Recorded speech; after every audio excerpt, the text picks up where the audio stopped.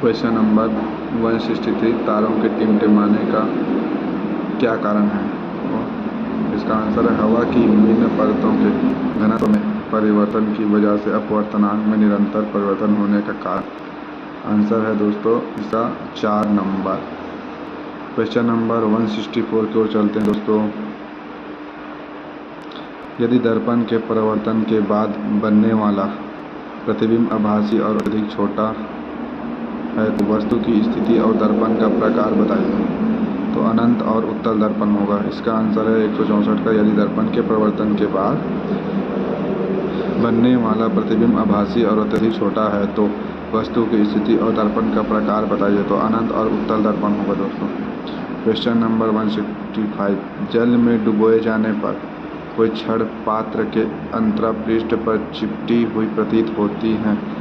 एक खाली स्थान का एक उदाहरण है दोस्तों प्रकाश के अपवर्तन का दोस्तों।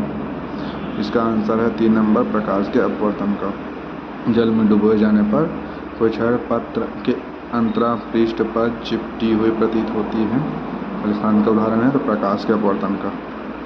क्वेश्चन नंबर 166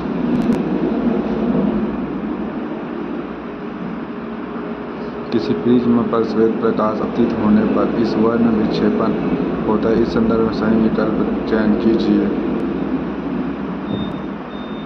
तो इसका आंसर देखते हैं दोस्तों। चलो 166 का इसका आंसर है दोस्तों बी। प्रिज्म में बैंगनी रंग के प्रकाश की चाल सबसे कम होती है, राइट है। और सी नंबर बैंगनी रंग के प्रकाश का अपवर्तनांक सर्वाधिक होता है, सी भी राइट है। और एक इंद्रधनुष पर बना वर्ण विक्षेपण विश्लेषण के कारण ही होता है। तो इसका आंसर है दोस्तों 4 नंबर, सी और ई नंबर। ई नंबर है इंद्रधनुष का बना वर्ण विक्षेपण के कारण होता है। क्वेश्चन नंबर 60 गोलीय दर्पण के मुख्य अक्ष के संदर्भ में इनमें से कौन सा कथन सही? तो गोलीय दर्पण के संदर्भ में देखते हैं दोस्तों। मुख्य अक्ष पर ध्रुव कार्तकीय निर्देशांक अक्ष तल के मूल बिंदु के समान होता है, राइट है दोस्तों। ध्रुव से अपतित प्रकाश की दिशा के विपरीत मुख्य अक्ष के अनुदिश मापी गई दूरी ऋणात्मक होते हैं, ये भी सही है दोस्तों। तीसरा मुख्य अक्ष के ऊपर और इसके अभिलंब वस्तुओं का प्रतिबिंबों की ऊंचाई को ऋणात्मक माना जाता है, ये गलत है दोस्तों। क्वेश्चन नंबर 168 दोस्तों देखते हैं।